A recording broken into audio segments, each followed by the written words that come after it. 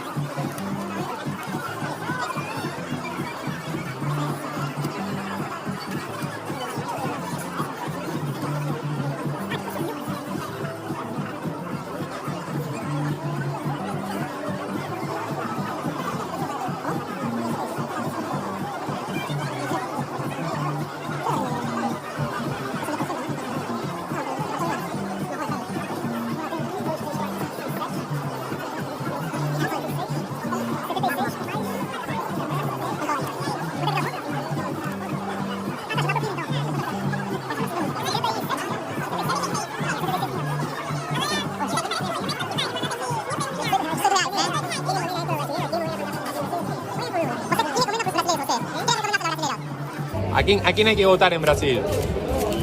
A Bolsonaro. Bolsonaro, no volver al pasado. Sí, corazón. Sí, para adelante. No volver al pasado. Hola, bienvenidos a Encuentro Informativo. Bueno, ahí lo vemos, al pobre mozo que le ponen 80 lucas arriba de la mesa y le dicen a quién hay que votar. El que estaba contando los billetes, por si alguien no lo sabe, es Eduardo Bolsonaro, el hijo de Jair Bolsonaro, ¿sí? Que, está abajo en las encuestas de cara al balotaje del 30 de octubre. Está aproximadamente 5 puntos abajo y eso, sí, las encuestas están dándolo ganador a Lula por 49 a 44 puntos. Y eso, bueno, traducido al balotaje y descontado los votos en blanco, lo pondría en el orden de los 53 puntos a Lula da Silva.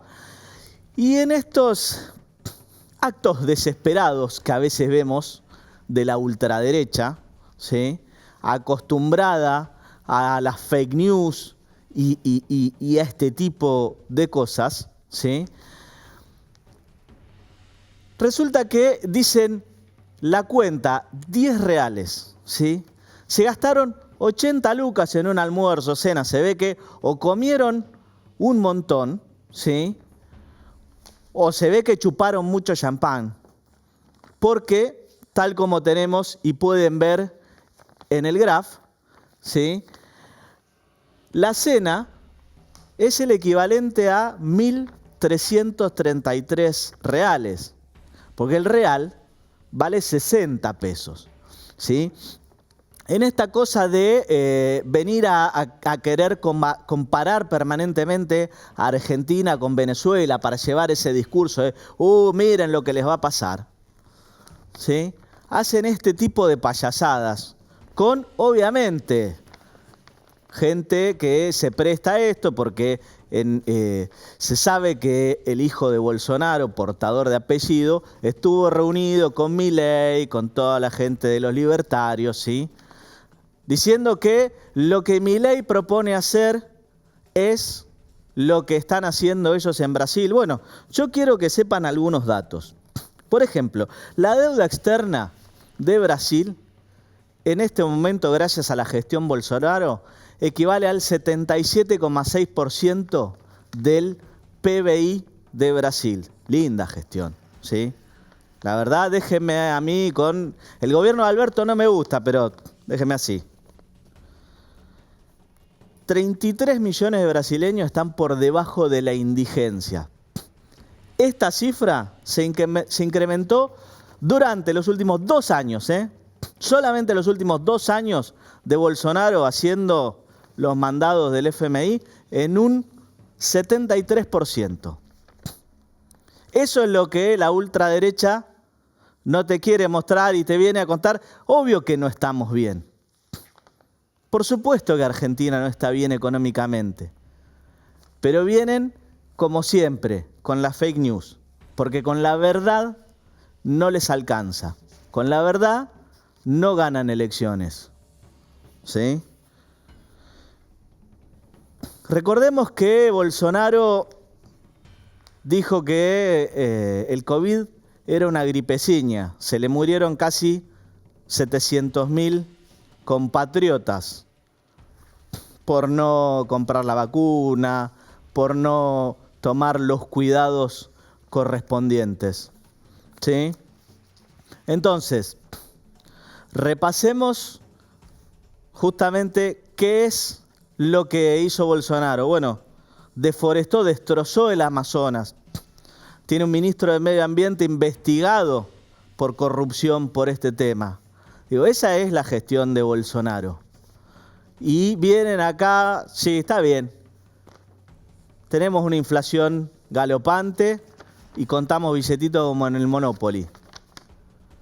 Ahora, la gestión de Bolsonaro tampoco es para tirar manteca al techo. Si no, no sería un presidente que, pudiendo ser reelecto, está para perder la elección. Porque cuando un presidente hace bien la gestión y está para ser reelecto, en la gran mayoría de los casos logran la reelección. Así que, Bolsonaro, vaya a su país y ocúpese de la economía de su país. Mi nombre es Juan Pablo Godoy Vélez y así comienza Encuentro Informativo. En el ministerio, ¿quién va a manejar las políticas alimentarias y de planes sociales? ¿Usted o Pérsico? La ministra soy yo y quien administra cada una de las secretarías de Estado que tiene esta cartera ministerial, con metas y objetivos precisos, por supuesto, delegados en cada secretario de Estado, pero con una conducción clara, porque el Ministerio tiene una conducción en esta ministra.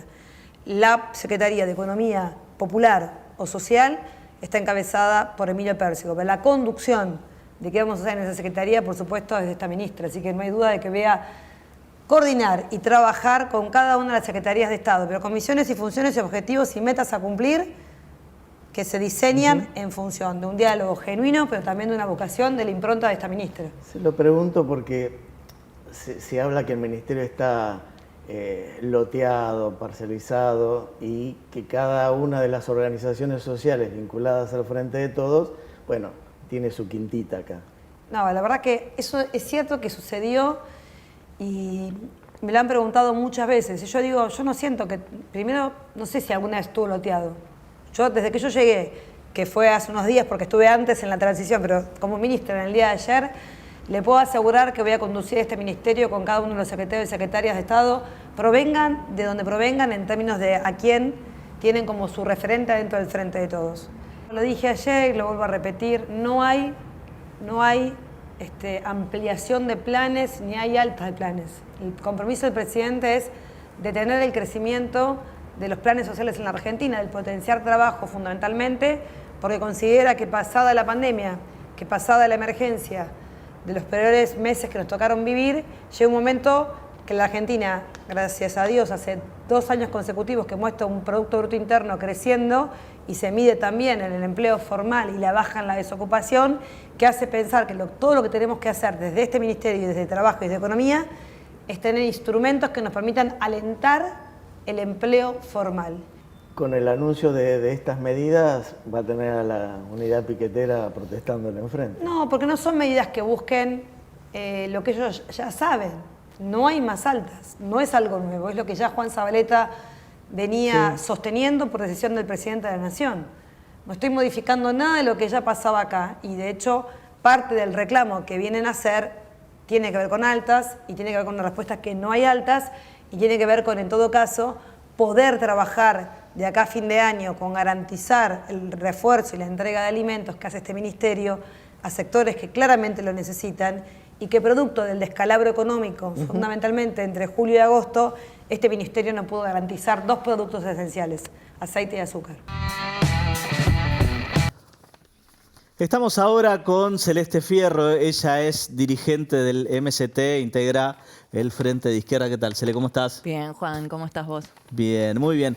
Primero que nada, antes de entrar en el tema, no puedo digerir lo de Bolsonaro, Bolsonaro Jr., ¿no? No, ni lo de Junior ni lo del padre. Bueno, La verdad sí, es que el crecimiento de estos sectores de la política de la derecha más reaccionaria, creo que también hay que buscar el porqué en la falta de respuesta de la centroizquierda que ha gobernado durante tantos años en Brasil en su momento. Y bueno, no podemos olvidar que acá el surgimiento de Macri a la presidencia fue también por la falta de respuestas concretas a la mayoría de la población por parte de lo que fue el gobierno kirchnerista en su momento. Ujú. Ahora, entrando un poquito, bueno, en el tema que teníamos ahí en el informe, ¿cómo pensás que va a ser la gestión, bueno, de la nueva ministra de Desarrollo? Mira, creo que al menos lo que ha mostrado en cada una de las entrevistas es mantener la línea que venía llevando adelante Zabaleta. Creo que con un desconocimiento total de la realidad de la población, de los sectores más vulnerables, no es incomparable, digamos, su situación con lo que vive la mayoría de los trabajadores, ocupados y desocupados en nuestro país en relación a Tolosa Paz. Y lo dicho hasta ahora ha sido, no va a haber ninguna modificación. Y no solamente en relación a altas, porque hacen el centro en altas de planes sociales, que es parte de uno de los reclamos ante la situación tan grave de pobreza que se vive en el país, pero el reclamo central que levantan las organizaciones sociales y que nosotros desde la izquierda acompañamos es la de generar puestos de trabajo genuino. Sí. Y hay que recordar que hace un año atrás, desde la unidad piquetera, se presentó un plan para generar 1 millón de puestos de trabajo. Bueno, vos escuchaste algo en relación a eso. Esa es una de las cosas que justamente vengo escuchando hace rato, ¿no? Este pedido de empezar a cambiar los planes por trabajo genuino, donde sí el Estado sea por ahí el motor de la generación de empleo en un país que, como le gusta decir a mi amigo Inti Alpert, hay todo por hacer, ¿sí? Porque en realidad, si lo pensamos, la mayoría de las rutas que unen nuestro país... A ver, en la década de los 90 nosotros tuvimos la destrucción del ferrocarril, pero no generamos la infraestructura en materia de rutas o de autopistas como para generar un transporte seguro. La mayoría del país está conectado solo por rutas, de mano y contramano. Digo, eso es algo re básico y que es cuestión de ponerse a hacer, que probablemente no se termine en un mandato. Bueno, se terminarán tramos, pero eso queda para siempre. Es parte de un proyecto integral de cuál es la salida que vos querés darle a la población en materia de garantizar derechos básicos como tener un trabajo y un plato de comida todos los días en tu casa. Y no está ese plan integral, porque vos lo decís en relación a obra pública. Bueno, el presupuesto 2023 que presentaron baja el porcentaje de montos destinados a obra pública. Entonces tampoco tenés, o sea, no vas a dar altas de asistencia social, no tenés un presupuesto que implique un programa integral para generar obra pública. Por ejemplo, vos decías rutas, ¿y qué le van a casas. gastar para pagar el FMI?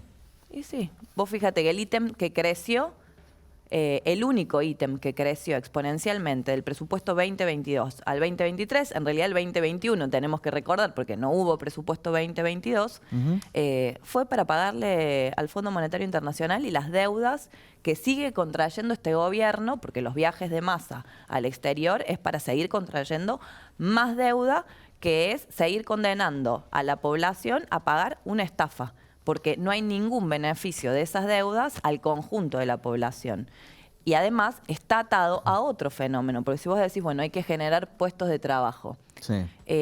Los motores que ellos plantean para el desarrollo económico van de la mano del extractivismo. Y no hay nada más antagónico a generar puestos de trabajo que el modo de producción extractivista que es el que llevan adelante, que es el fracking, la megaminería, que es ahora la extracción de litio, el agronegocio, cuando vemos que se están quemando los humedales, que por suerte llovió. ¿La ley de humedales? Está cajoneada nuevamente, luego de 10 años. Se vuelve a hablar cada vez que hay un incendio. Cada vez que el humo tremendo llega a Capital Federal, porque también hay que decirlo, o sea, en Rosario, en Ramallo. Sí, en Rosario estuvieron una semana bajo el humo. Pero cuando llega a Capital Federal se vuelve a hablar de esto. Y en realidad se está destruyendo uno de los pulmones más importantes que tenemos. en el medio de una situación de crisis climática grave por las sequías, pero después por el avance del modelo productivo. Este modelo productivo que lo único que le interesa es sacar ganancias en menor tiempo a costa de todo. Porque lo que están destruyendo son los territorios, que después lo vemos cuando nos mintieron en la cara a las poblaciones, por ejemplo, en Catamarca, en San Juan, que la salida era la megaminería. Bueno, hay ríos contaminados, Catamarca es la ciudad con mayor índice de pobreza. Digo, están los datos claros y eso no genera nuevos puestos de trabajo, sino lo que genera es más saqueo, más sometimiento al FMI para generar dólares, para pagarle al fondo, pero después a las corporaciones, en la mayoría de los casos extranjeras, que se están llevando absolutamente todo. Uno de los problemas que se da últimamente también es que la gente tiene trabajo para ser pobre. ¿Sí? Porque a diferencia de otra época de la Argentina, donde en definitiva el que trabajaba y se rompía el lomo, más allá, si se quiere, del nivel educativo que alcanzara y demás, siempre tenía por lo menos los ingresos necesarios para ir construyéndose una casa, para justamente acceder a una vivienda digna y poder vivir. ¿Sí? Hoy en día, nada, trabajás, está por debajo de la canasta básica y te vivís endeudando. ¿Cómo paramos esto? Y te agrego otro punto, que es que las patronales lo justifican en función de seguir aumentando sus ganancias. Creo que el punto álgido fue ahí fue el sindicato neumático, del neumático, que no querían reconocer un aumento salarial para poder acceder, digamos, o sea, los trabajadores mostraron su recibo de sueldo. Creo que ahí se cayó directamente la mentira y fíjate que sí, fue... que decían que ganaban 400.000 pesos por mes. Y que fue un frente único contra esa lucha. O sea, lo vimos en su momento contra los sectores que se organizaban del movimiento piquetero, de los movimientos sociales. Y nuevamente lo vimos en contra de los trabajadores del neumático, con la particularidad que en este caso separaron separó la industria y tuvieron los recibos de sueldo para poder mostrar la verdad y la realidad que estaban viviendo esos trabajadores, además de las condiciones. Porque tampoco se habló demasiado, que son todos turnos rotativos. Bueno, ese es uno de los grandes problemas que tenés cuando estás en este tipo de procesos inflacionarios, porque en definitiva los sindicatos siempre lo único que terminan haciendo año tras año es discutir la paritaria y nunca podés discutir justamente las condiciones laborales. A ver, en los países que tienen estabilidad se discuten las normas de seguridad, en definitiva todas las condiciones laborales, la jornada, como estabas mencionando en este caso, para, bueno, tratar de ir conquistando nuevas mejoras dentro del trabajo. Mira, creo que la salida que tenemos es invertir las prioridades. O sea, hoy está puesta la economía, las leyes, quienes gobiernan a favor de que un sector minoritario de empresarios, de corporaciones, siga aumentando sus ganancias en detrimento de los derechos de las y los trabajadores y el conjunto de la población. Porque después escuchamos mucho el 7% de desempleo. Bueno, hay que saber que en ese otra masa de trabajadores que ellos cuentan como ocupados, hay trabajadores que consiguieron un trabajo por un día, que, o sea, está en las encuestas. O tomados los trabajos completamente precarios que se han conquistado las luego. changas se consideraron trabajos a la hora de medir. Y que se conquistaron luego de la pandemia. Digo, también hubo mucho discurso en relación, bueno, crecimos después de la pandemia. Los trabajos que se lograron post pandemia son completamente precarios, o sea, sin ningún tipo de derecho. Entonces, en este punto de invertir las prioridades, hace falta garantizar trabajos sin precarización, con salarios igual al costo de vida real, porque si no es el pluriempleo, que lo vemos en los distintos rubros laborales, donde tenés que tener más de un trabajo para poder sobrevivir. Sí, donde más se ve es en el rubro de la salud. En el rubro de la salud. Que se supone que los médicos serían privilegiados dentro de la escala social y digo, tanto médicos como enfermeros y demás. Bueno, ahora hay un proceso muy grande de residentes y concurrentes, también por condiciones de trabajo. Digo, hay una situación muy grave y vos fíjate que no hay ningún tipo de medida concreta, ni para enfrentar la inflación, o sea, puntos claves para enfrentar la inflación, pero tampoco para garantizar que el conjunto de la población tenga trabajo y salarios dignos, sino está puesto el centro de la economía y de las políticas económicas de nuestro país a seguir garantizando el pago al Fondo Monetario Internacional, que es con recetas claves. O sea, digo, las visitas son para seguir marcando que lo que tienen que hacer es reducir el déficit fiscal. Y reducir el déficit fiscal, nosotros lo sabemos muy bien, es golpear todo lo que tiene relación a partidas en relación a lo social, digo, educación, salud, recién decíamos obra pública, asistencia social, es donde se va a golpear. Lo primero que eliminaron fueron todos los subsidios que teníamos a las prestadoras de servicios, pero bueno, y nadie es solo el discute, principio. y nadie discute ahí, porque vos fíjate que las empresas de servicios no van a perder.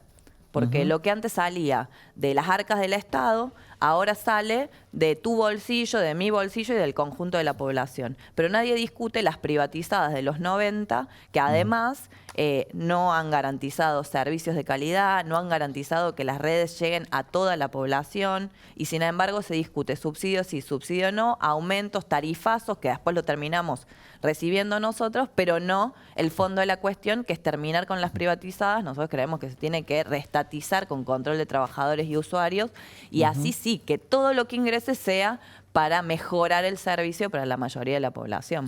Sí, porque una de las cosas es que, a ver, la discusión más de una vez se da entre los defensores del libre mercado y quienes consideran que es necesaria la intervención estatal.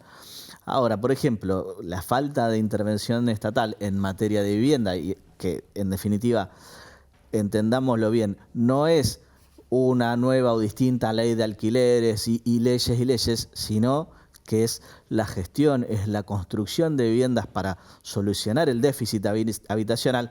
Eso sí generaría que después el mercado, solito como le gusta a los libertarios, se acomode y bajen los precios. Ahora, cuando la vivienda se convierte en un bien totalmente escaso, bueno, es lógico que sea más caro comprar un departamento en Buenos Aires que donde quiera, Miami, que tanto le gusta Algunos a los sectores. compatriotas. No, y además no poner ningún tipo de medida concreta para bajar los alquileres, para impulsar a que salgan al mercado de alquileres las casas y departamentos que están vacíos. En Capital Federal es el punto cúlmine, o sea, tenés miles de familias viviendo hacinadas, sin casa, y cerca de miles 200.000 viviendas ociosas. vacías.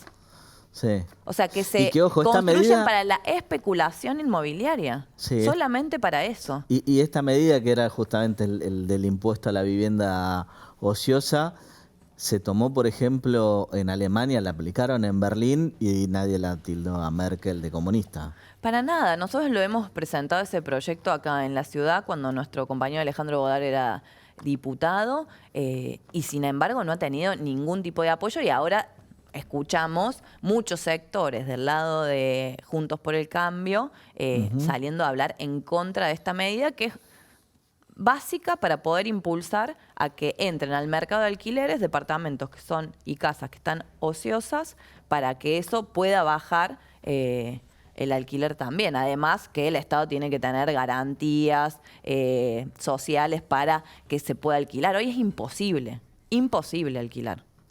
Bien. Cele, muchísimas gracias por venir. No, gracias a vos. Ahora, antes de pasar al siguiente bloque, quiero que vean este informe.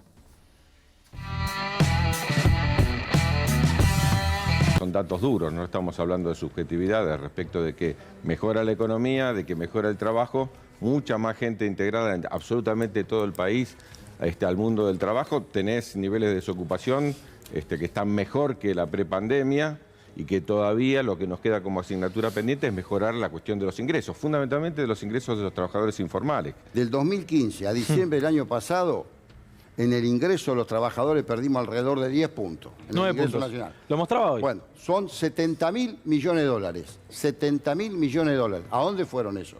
Evidentemente, no fue a la clase trabajadora, no fue al trabajador registrado, a los sectores informales, fue a los bolsillos de ese capital que se concentra brutalmente, que se reproduce en sí mismo y que no tiene en cuenta. Por eso nosotros decimos que hay que ir hacia un modelo de desarrollo y de producción que cambie esta lógica. Nosotros tenemos que avanzar de acá al 2023 con medidas muy fuertes, y es la decisión de Alberto, es la decisión de Cristina, es la decisión de Massa, de avanzar en medidas que permitan una mejor distribución de la riqueza, porque ya lo habíamos planteado en su momento, el crecimiento está, mayor trabajo hay. La cuestión está que quienes tienen más poder, quienes pueden condicionar más, son los que se apropian de esos dividendos que surgen de un crecimiento económico muy fuerte y que, como vos lo habías planteado muy bien, hoy no fueron para el salario. Estamos ahora con Ana Luz Valor, ella es dirigente del Frente de Todos. ¿Qué tal, Ana? ¿Cómo estás? ¿Qué tal? Buen día, ¿cómo estás, Juan Pablo? Bien, muy bien. Bueno, qué complicado este 17 de octubre, ¿no?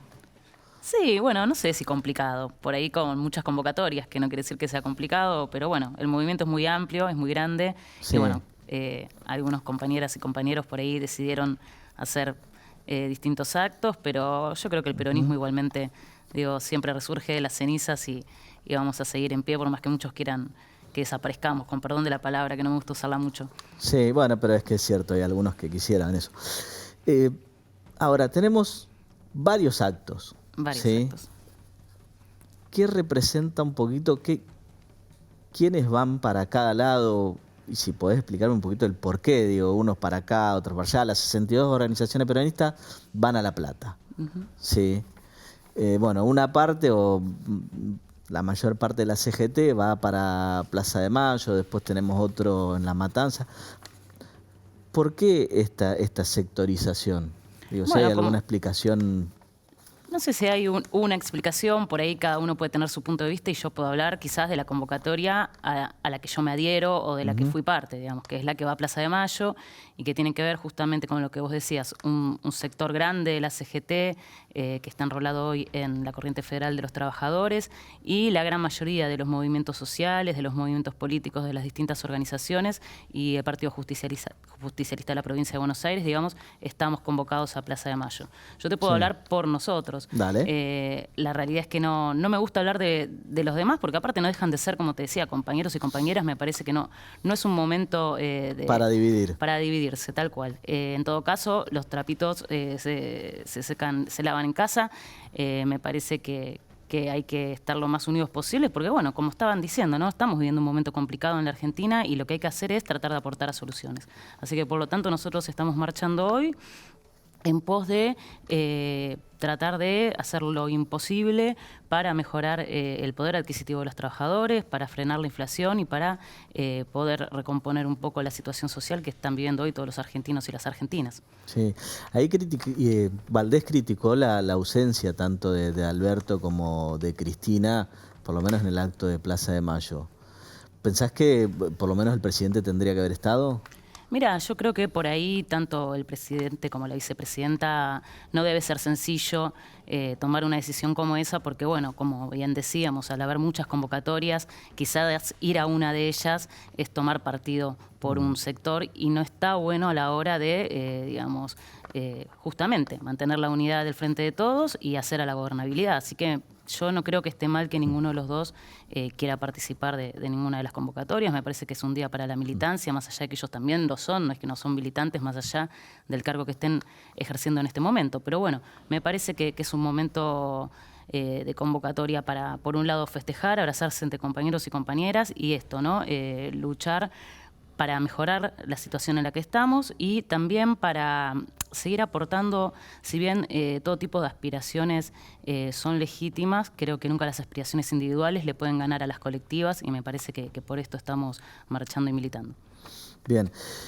Hablando, bueno, un poquito del tema económico, ¿no? Que está bastante complejo.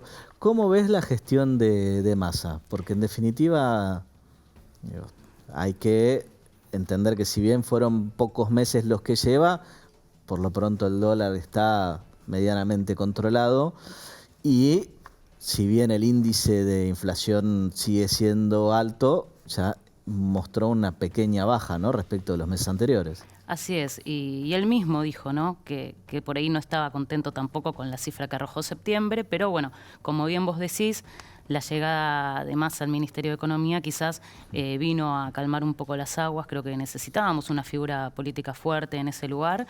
La verdad que Sergio también desde hace mucho tiempo se viene formando en la materia y me parece que era el indicado. Y bueno, y hoy justamente se hicieron anuncios que se van a plasmar dentro de las próximas 2 semanas, que tiene que ver justamente con la suba del mínimo no imponible de ganancias, que quizás algunos por ahí desde lo ideológico, desde lo filosófico, digo, nos gustaría que por ahí el salario no pague ganancias, pero bueno, digamos, es una buena noticia que se eleve el mínimo no imponible. Después, por otro lado... Sí, el reclamo siempre viene después por parte de los autónomos que dicen, se acuerdan siempre de los asalariados y se olvidan de nosotros. Sí. Sí, tal cual.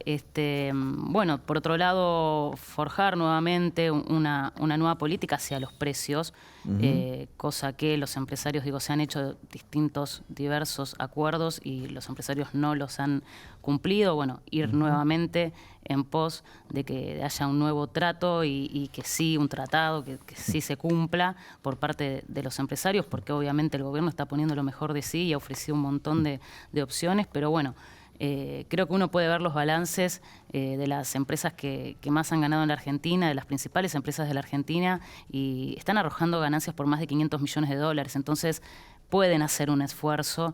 Me parece que tienen que poner un poco de voluntad, ¿no? No es solo, porque si no parece que es solo responsabilidad del gobierno, y me parece que acá hay muchos empresarios que están especulando con la comida de los argentinos, con el plato de los argentinos. Sí, lo que pasa es que esperar que los empresarios dejen de especular para mí es justamente pedirle peras al olmo. Yo creo que hay varios ejemplos en los cuales se han creado sociedades con participación estatal que justamente en vez de buscar una maximización de las ganancias, lo que buscan es de alguna manera equilibrar el mercado.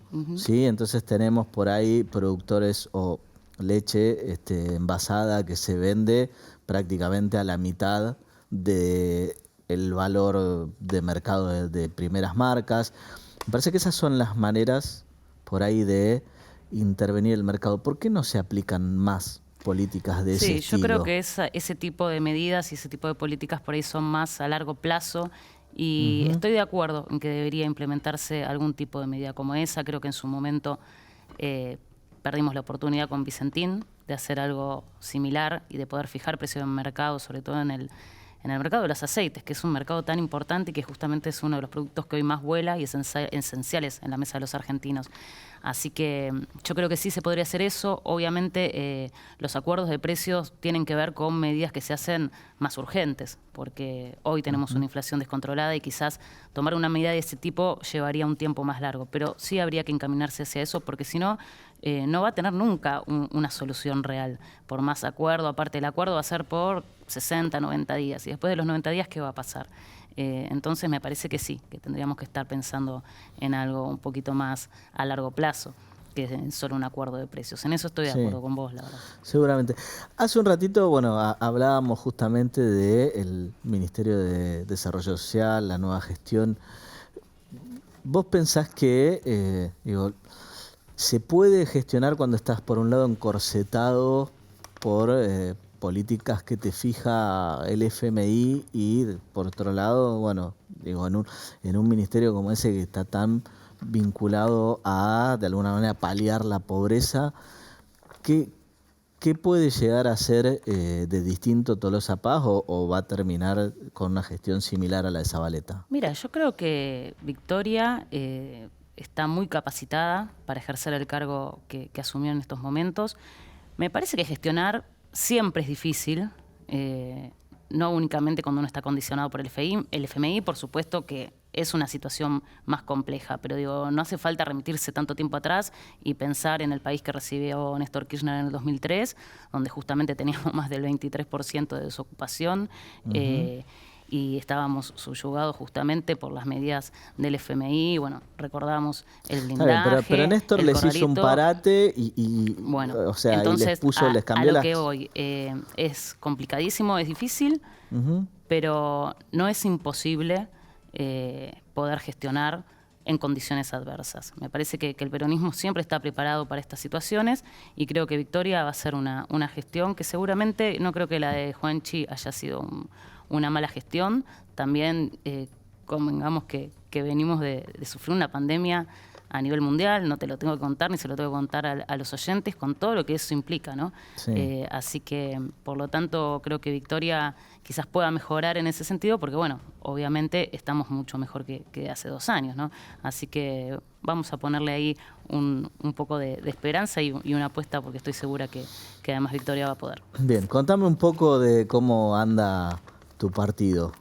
Bueno, 3 de febrero estamos con una gestión un poquito estancada, como...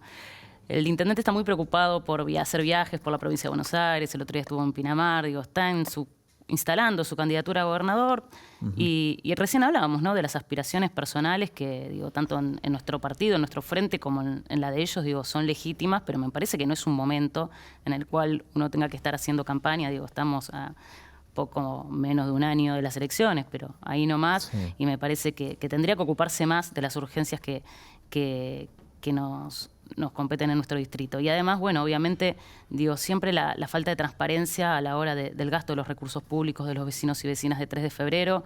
Todavía estamos aguardando pedidos de informes que tienen que ver con el financiamiento de su programa Tierra de Oportunidades, digo, un programa que ve escasa gente y en el cual se gastan millones y millones de pesos y ya te digo, entre el programa además y toda la secuencia de recorridas de su campaña de gobernador, no sé cuándo está en el distrito gobernando, la verdad. Así que bueno, estaría bueno que se dé una vueltita por 3 de febrero. Hablando de candidaturas, la ministra Acuña, no sé si la escuchaste, decía que ojalá Massa se presente en el 2023 como candidato. ¿Vos lo ves? ¿A Massa? No ¿O a quiénes ves? Sí, obviamente en un tono desafiante, ¿no? Pero vos, ¿a quiénes ves por el frente de todos como candidatos el año que viene a la presidencia? La verdad es que tenemos muchos candidatos y candidatas. Los cuadros políticos en el peronismo fluyen, crecen, son muchos. Pero bueno, obviamente yo quiero que sea Cristina Fernández de Kirchner. Me parece que es la que representa más el deseo y las convicciones de un montón de, no solo de compañeros y compañeras del campo nacional y popular, sino también creo que es el deseo de muchísimos habitantes de nuestro país. Así que yo apostaría por Cristina, después obviamente respeto a cualquier otro compañero o compañera que quiera ser candidato y también veremos si eso se da o si hay un consenso sobre un solo candidato, pero bueno, por lo menos el espacio en el que yo participo va a estar bregando por la candidatura de ella. Sí. Ahora, si Massa hace una buena gestión, digo, si esta gestión económica se sigue extendiendo y él tuviera, bueno, que seguramente tiene aspiraciones presidenciales, digo, eso no sería ninguna novedad. ¿Vos pensás que se encolumnarían todos detrás de una eventual candidatura de Massa? Digo, esto siempre y cuando haya o consenso o gane una PASO, que en principio parece que no habría. No, bueno, por ahora el tema de la discusión de las PASO no deja de ser eso, una discusión entre pasillos, no hay ningún proyecto, quizás hay una propuesta superadora a eso y la podremos discutir. Pero Massa, por supuesto, se hace una gestión económica importante. Él ya es un dirigente político de importancia y seguramente va a quedar bien posicionado por una posible candidatura. Después, si hay un consenso de mayorías para que él lo fuera, obviamente lo vamos a acompañar. Y si hay una interna, bueno, después si la gana, también acompañaremos en eso, ¿no? Sí. Pero hoy por hoy tampoco se traduce directamente en votos, digo, haber tenido una victoria sobre alguna política X se va a traducir directamente en un voto masivo.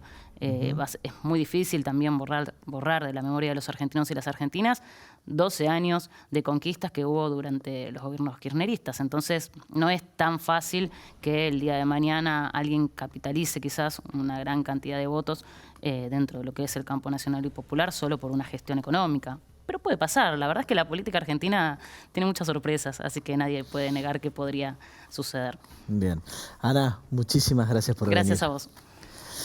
Ahora, antes de pasar al siguiente bloque, quiero que vean este informe justamente sobre la detención del Teto Medina. Ahora ya bajó la espuma, pero bueno, vamos a analizar un poquito este caso. Vean. Una persona que va una vez por semana a dar charlas, de ningún modo puede entablar en ninguna de las dos. Así que yo creo que acá detuvieron a todos. O sea, detuvieron a, no sé, al jefe, al director, no sé cuál era la estructura. Sí, hasta el de esta tesorero, granja, al administrador, darle- a todo. Claro, a todos. A todos. Porque de repente, viste que todo el mundo conoce una faceta agradable, de simpático, y yo conozco otra faceta, la de la persona homofóbica, aunque no lo crean, de que le den asco los compañeros que le habían puesto en algún momento de panelista. ¿Cómo te puede agarrar mañana Martín un día me dice, no, quiero terminar una ventana de matar, si flaco no entendiste nada? ¿Entendés? Lo que me tiene que plantear Martín ahora es quiero curarme la lesión porque el martes quiero jugar al fútbol, quiero ser arquero. Ese es el problema, Martín. Claro, el otro problema ya está solucionado. Lo estás solucionando con lo que estás haciendo. Gracias, Pedro. Porque tu pibe viene feliz, contento, el nene brillaba, la gente está contenta, ¿cómo te va a ir? ¿Cómo vas a dejar esto que ganas? Que tu cabeza vaya y vaya y vaya. ¿Cómo va a ser lo que logramos? David, querido, escúchame, dejó 35 lucas esta familia, ¿no? No, está acá firmando los últimos requisitos de los papeles que tiene que firmar. Tiene que dejar 30.000 pesos, ¿sí? Y 5.000 de inscripción. No al lado, no con el pibe presente, ¿sabes? No, Kevin ya está allá con los chicos en el quincho. Perfecto, avísame cuando ya está todo abonado, amigo. Hola, fiscal.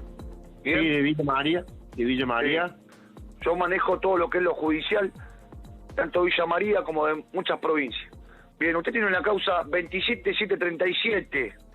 Bien, explíqueme qué fue lo que sucedió hoy dentro de la comunidad. No, mirá, me quise ir porque, bueno, no me sentí bien, me quería ir a mi casa y, bueno, tomé conciencia de que me tengo que quedar. Usted tendría que haber hecho un año, ¿bien? Yo le estoy bajando la condena. A mediados de diciembre se estaría yendo de la comunidad. Vamos, gracias. Escúcheme una cosa, no festeje porque le estoy hablando yo. Estamos ahora con Rodrigo Díaz. Contame un poco, a ver, justamente, ¿de qué lo habían imputado al Teto? Bien, y esto es importante también para que haya un cambio en la justicia al respecto cuando se hacen procesamientos con el diario El Lunes o el noticiero de las 7. Hay una serie de denuncias de unas víctimas con respecto a irregularidades dentro de la comunidad terapéutica, de la cual el Teto Medina no es más que parte como él, como haber sido un exadicto, da charlas motivacionales, invita a la gente a que salga de la adicción y haga un tratamiento, y él siente que de esa manera ayuda a la gente. Todo esto dentro de una organización estructural de una comunidad terapéutica, que esté habilitada o no, funciona, y los familiares que lidian con aquel familiar que está afectado por el tema de las adicciones, ven en eso un reparo y una solución. Bien, y hay irregularidades como puede haber en cualquier otro organismo. De ahí a acusar al Teto Medina de una asociación ilícita para la cual se tuvo que haber sentado con los directivos, tuvo que haber diagramado hacer las estafas que dicen que realizan, la reducción a la servidumbre. Bueno, una de las acusaciones justamente estaba relacionada con eso, con el hecho de que los hacían trabajar, ¿sí? Y después vendían el producido de ese trabajo y que no les pagaban aparentemente nada por eso. Bien, las personas que tienen un problema de adicción tienen que trabajar de alguna manera, y me salgo del ámbito jurídico, trabajar su mundo interno. Para trabajar su mundo interno puede estar en una comunidad terapéutica, puede estar en un psiquiátrico 3 meses desintoxicándose, no le va a quedar un gramo de droga dentro de la sangre. Sí. Pero va a estar como sucede actualmente en las unidades psiquiátricas, va a estar jugando las cartas, hablando con otros compañeros con problemas psicológicos o no, mirando televisión y haciendo nada. Sí. Por lo pronto, potencialmente, cuando salga de esos 3 meses de inactividad, donde solamente se limpió el cuerpo, lo que no hizo fue un tratamiento sobre la psiquis para cortar el problema del consumo y va a reincidir en el consumo. Entonces es necesario... por lo general, el adicto rompe reglas, es necesario que entre dentro de un orden y una disciplina. Sí. Más allá de hacer una defensa de toda la comunidad terapéutica, para eso hay una fiscalía que se debe ajustar a derecho para hacer una investigación y no tipificar por la teoría de Procusto. Procusto era un salteador de caminos que secuestraba gente, lo llevaba a su casa y tenía una cama, lo ponía en la cama. Si era más corto que la cama, lo torturaba, lo estiraba para que entre en la cama. Y si era más largo que la cama, le cortaba los pies para que entre en la cama. La cama hace referencia al tipo penal, o sea, estafa o asociación ilícita. Tiene que tener elementos objetivos y subjetivos. Si estos elementos no existen, el fiscal, los investigadores, los preventores, no pueden estirar los hechos o achicar los hechos de acuerdo para que entre en la cama. Tienen que investigar lo que realmente es y lo que es delito, individualizar al autor específico del delito, no porque pasó dentro de la comunidad, es una asociación ilícita. Sí. Hay que ver si están de acuerdo o no.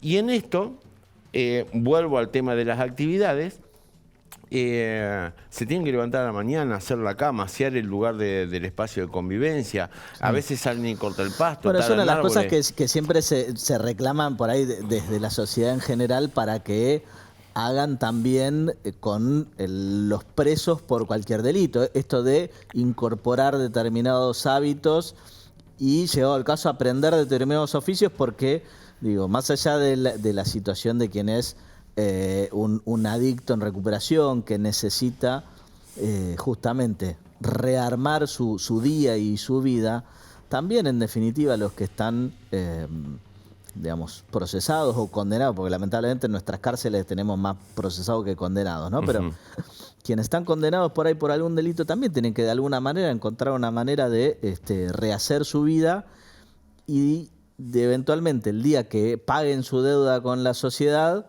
bueno, encontrar la forma de subsistir y de ganarse un ingreso sin tener que volver a caer en lo mismo. Tocaste un buen tema y vamos a hacer unas diferencias. Sí.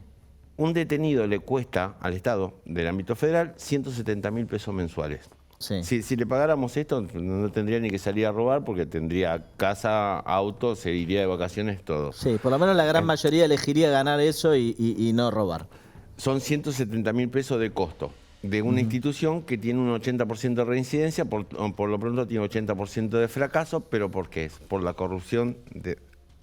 Hay de todo el presupuesto para el servicio penitenciario, está específicamente determinado el salario mínimo vital y móvil para cada detenido. Ámbito federal, esto no ocurre en las provincias. Después tenés la mayoría de los que llegan al ámbito de la cárcel, entran por delitos sociales. No estamos ya en los 70, en los 80, donde había organizaciones delictivas, sino que hubo una apertura. Argentina dejó de ser un país de tránsito para ser un país de consumo con el tema de la cocaína. Sí. Y a partir de ahí empezó la enfermedad de las villas. En ese entonces estaban los famosos rally y los secuestros express, aparecieron en esa época. Y los delitos ahora son todos delitos de improvisados, que por lo general hay un 80-90% de adicción dentro de la cárcel y se continúa con la adicción dentro de la cárcel sin que haya tratamientos serios. Entonces tenemos que nos cuesta 35.000 a 45.000 pesos internar a una persona en una comunidad terapéutica. Sí.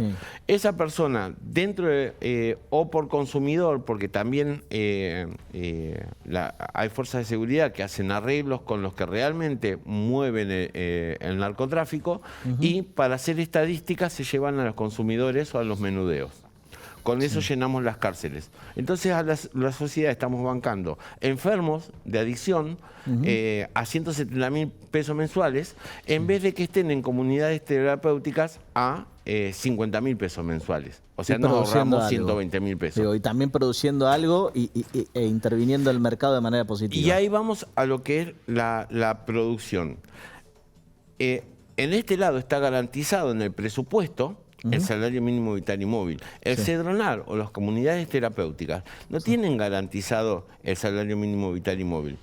Y es necesario que hagan una actividad, o sea, que corten el pasto, limpien pinten, o sea, y después de esos espacios de actividad que se van organizando, se reúnen de manera individual con los terapéuticas, de manera grupal y a veces la integración con las familias. Sí. Todo esto no se puede tomar como trabajo esclavo, sino que parte de una actividad tratamental para que para que haya organización, cómo se maneja con los grupos, cómo se socializa y cómo va llevando adelante su tratamiento. No se puede hablar de trabajo esclavo dentro de una comunidad terapéutica generalizando. Obviamente hay un caso particular que lo desconozco del albañil. Sí, aclaremos que para hablar de trabajo esclavo tenemos que estar hablando justamente de gente que primero no tiene ninguna posibilidad de salir del lugar donde está. O sea, tal cual, que acá no existe. Encerrados, que los tienen trabajando en horarios que exceden totalmente una jornada laboral, o nada de esto sucedía. No, como pasa, por ejemplo, bueno, vas a ver... nos acercamos a Huatre y nos pegamos una recorrida por diferentes quintas o campos y vamos a ver gente que viene de la afuera, que está indocumentada, que si bien hasta tiene la posibilidad física de irse libremente, no es libre porque tiene otras ataduras y otras restricciones. Pero no estamos hablando de eso. Estamos hablando de una comunidad terapéutica donde tranquilamente cambia de comunidad terapéutica y a otra cosa. Rodrigo, muchísimas gracias por venir. Nosotros tenemos que irnos, así que nos vemos la semana que viene con mucho más encuentro informativo. Gracias por estar ahí.